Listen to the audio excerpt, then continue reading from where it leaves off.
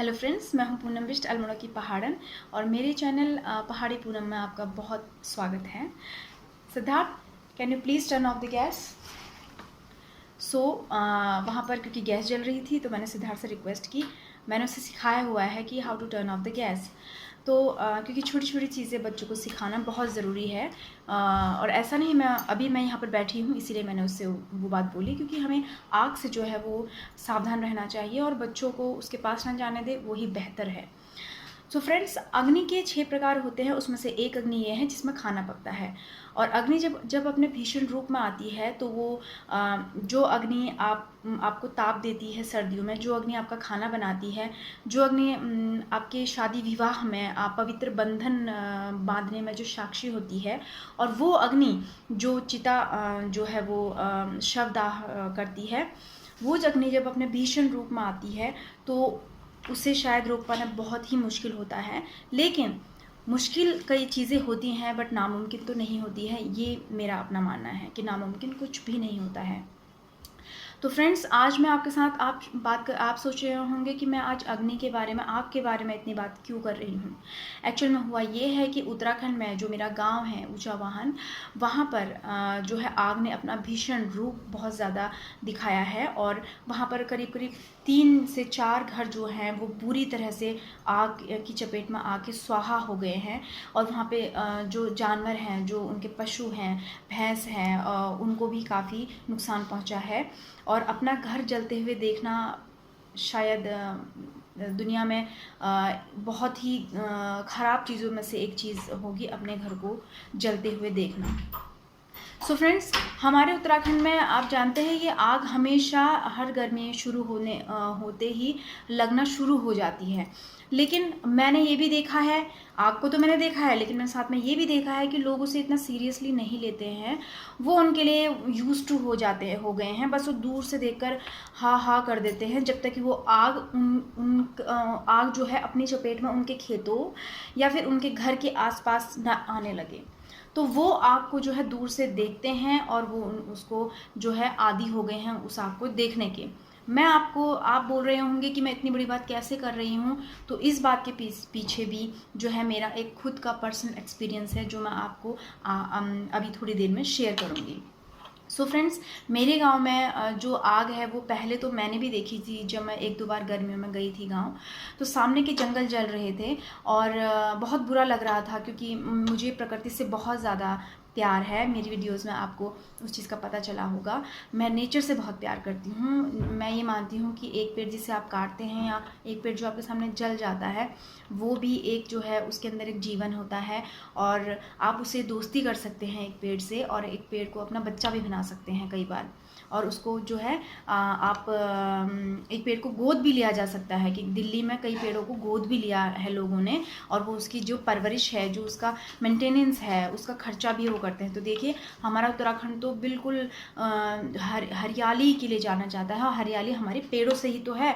पेड़ अगर सुहा हो गए तो कहाँ की हरियाली, वहाँ के वनस्पति ख़त्म, वहाँ के जो दवा होती है वनस्पतियों में, जो औषधि पाई जाती है वो ख़त्म, चिड़िया ख़त्म, जो सुंदर सुंदर चिड़िया आप देखते हैं वो ख़त्म, पशु ख़त्म। तो देखिए, जब भीषण आग लगती है तो जो है कुछ अच्छा तो होता नहीं है, नुकसान ही नुकसान जो है झेलना पड़ता है। तो आग लग गई है मेरे गांव ऊंचावाहन में। कई घर जो है उसमें जो है वो बुरी तरीके से जल गए। और मेरे बगल में ही एक घर जो मेरे बगल में ही है, वो जल गया है। और हमारा घर जो है वो बच तो गया है, बट क्योंकि वो घर भी जो है हमारे गांव का ही था, तो उसके लिए भी हमें बहुत दुख है, क्योंकि वो घर भी हमने जाकर देखा था। वहाँ पर जो है काफ़ी सुंदर था वो घर। तो जल गया, बनने को तो वो बन जाएगा, बट उसे जलने की नौबत जो है वो जो है वो शायद हम लोगों ने ही आने दी। देखिए, मैं आपके साथ कुछ आंकड़े शेयर कर रही हूँ। देखिए, अग्नि शमन केंद्र जो है हमारा, क्योंकि पूरा जो उत्तराखंड है वो वहाँ के लोगों से, वहाँ के रीति रिवाजों से, वहाँ के खान पान से, और वहाँ की जो जंगल है उससे बनता है। तो एक पार्ट भी अगर ख़राब हो रहा है, एक पार्ट को भी नुकसान पहुँच रहा है, तो पूरे उत्तराखंड को नुकसान पहुँच रहा है। तो देखिए, अल्मोड़ा और रानीखेत में तो अग्निशमन केंद्र हैं, लेकिन वो जो अग्निशमन केंद्र है वो सिर्फ उसी रानीखेत और अल्मोड़ा जो नगर है उन्हीं के लिए ही पर्याप्त जो हैं वो वहीं की नीड्स को पूरा कर सकते हैं। लेकिन जो आसपास हैं वहाँ अगर वो नीड्स को पूरा करना भी चाहें तो काफ़ी जो डिस्टेंस है और जगह से उनका है, और वो उतने पर्याप्त साधन है भी नहीं कि और जगह का भी वो बोझ जो है कैरी कर सकें। तो देखिए, द्वाराहाट, चौखुटिया, भिकियासैंण, मौलेखाल, सोमेश्वर दनिया, भनोली, जैती, भद्रोच खान, लमगड़ा कस्बों में जो तहसील मुख्यालय हैं उनमें अग्निशमन केंद्र अभी तक नहीं है। This is ironical.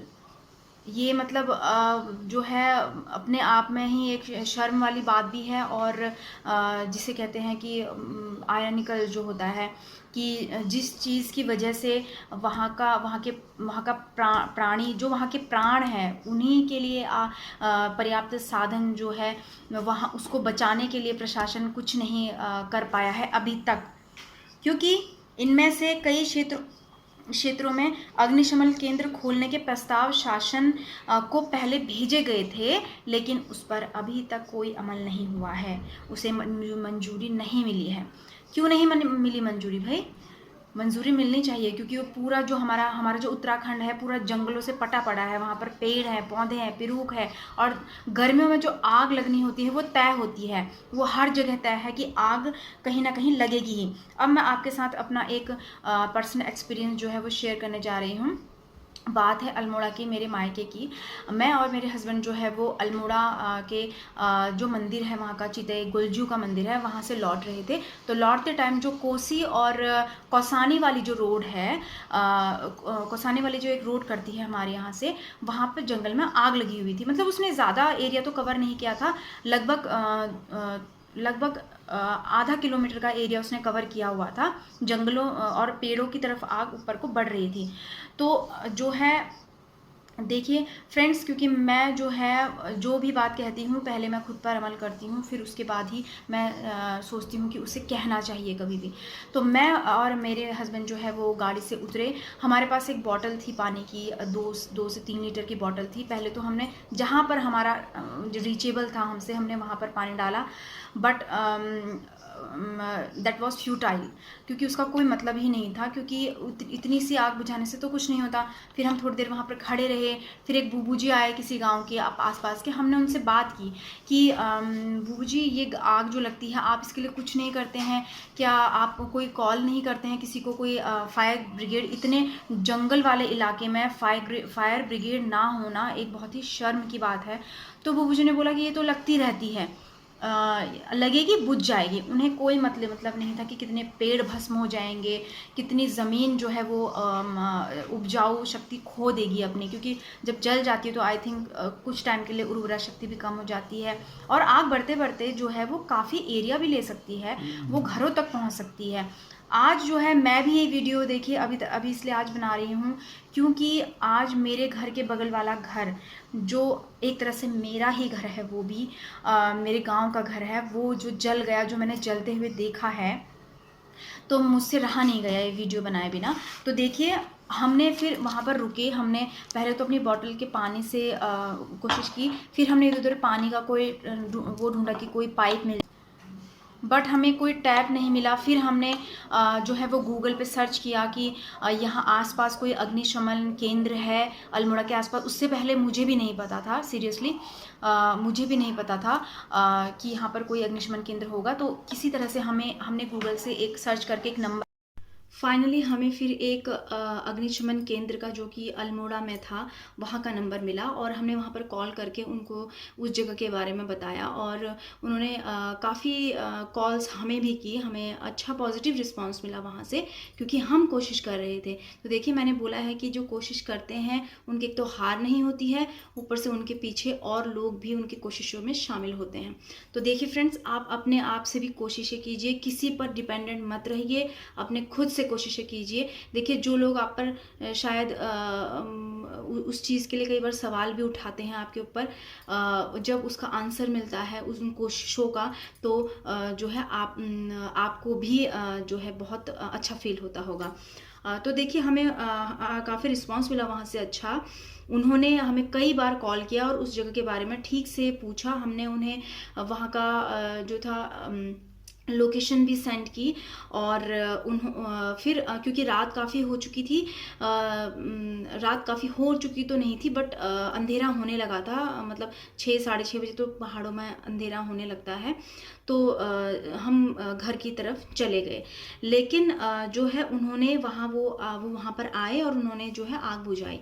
फिर एक और सामने के जंगल में भी आग लगी हुई थी। हमने वहाँ के बारे में भी इन्फॉर्म करना चाहा बट क्योंकि ऑफिशियल आवर्स जो थे वो बंद हो चुके थे, इसीलिए फ़ोन किसी ने पिक नहीं किया, तो हम उस चीज़ को हम कर नहीं पाए। लेकिन जब हम घर गए तो आई वॉज शॉक्ड कि मेरे पापा, मेरे बूबू जी और मेरे चाचा जी और गाँव के कुछ और भी जो लोग थे, उन्होंने जब हमने उन्हें बताया तो वो बोलते हैं कि कुछ नहीं होता, ये आग तो लगती है और बुझ जाती है, ये तो हर साल का काम है। मतलब मैंने ये सोचा कि यार हर साल का काम तो है, तो लेकिन तो फिर आपका काम हर साल का इस चीज़ को देखना ही रह गया है क्या सिर्फ? कि मतलब हर साल एक फूल खिलता है, वो फूल उसी साल खिलता है, मतलब वो फूल तो नहीं है, वो आग है, उसमें हज़ारों पेड़ जल रहे हैं, इतनी वनस्पति जल रही है, इतने पक्षी पशु इतने जल रहे हैं। मतलब आप इतनी इजीली कैसे बोल सकते हैं कि ये तो हर साल का काम है? तो देखिए फ्रेंड्स, अगले